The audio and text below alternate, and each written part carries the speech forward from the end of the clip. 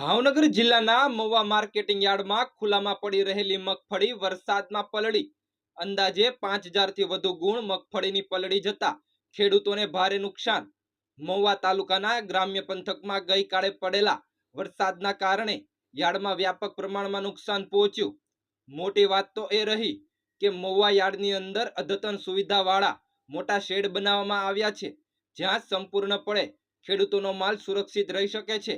પરંતુ આમ છતાં ત્યાં મગફળી ઉતારવામાં આવી ન હતી અને ખુલ્લામાં ઉતારો આપવામાં આવતા પલળી જવા પામી। અંતિમ સમયે ખેડૂતોની મગફળી પલળી જવાના કારણે વ્યાપક નુકસાન વેરા સહન કરવાનો વારો આવ્યો છે। Bureau report, Mahuva.